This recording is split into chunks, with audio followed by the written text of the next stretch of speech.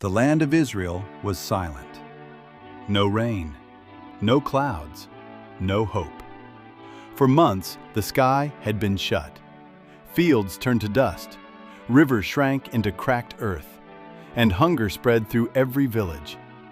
This was the drought the prophet Elijah had declared, a judgment against the wicked reign of King Ahab. But now, even the prophet himself was hungry. The brook that once sustained him had dried up. And then the word of the Lord came again. Arise, go to Zarephath. I have commanded a widow there to provide for you.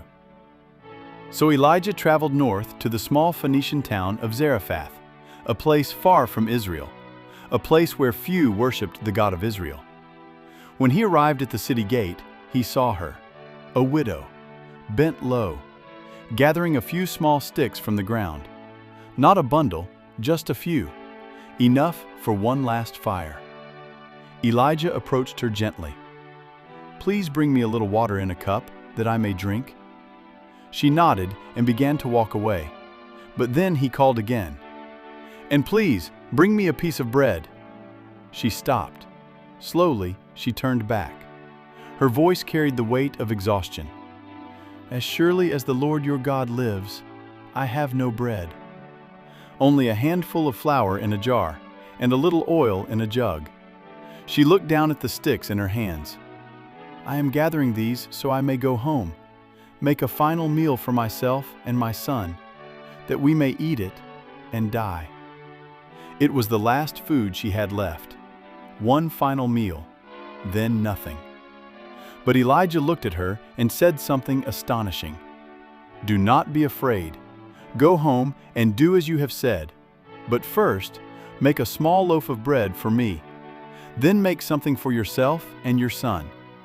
And then he gave her a promise from the Lord. "The jar of flour will not run dry. The jug of oil will not run empty, until the day the Lord sends rain upon the land." This woman stood at a crossroads. She barely knew this man. She barely knew his God. And yet he asked for her last meal. Everything in her world said no, but something in her heart whispered yes. So she went home. She lit the fire. She poured the oil.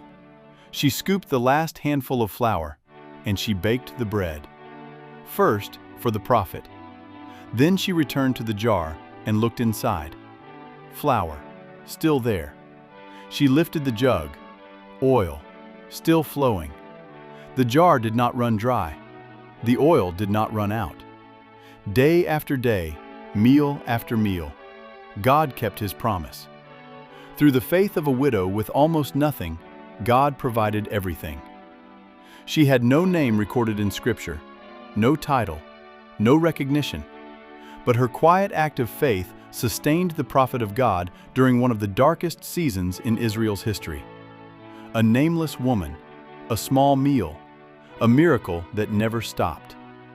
Sometimes the greatest faith is trusting God with the very last thing you have, and that is why she remains one of the nameless legends of the Bible.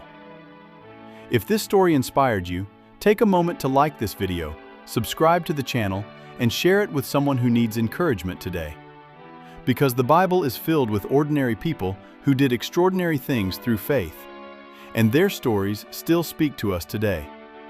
Join us every Tuesday as we uncover another forgotten hero in the nameless legends of the Bible.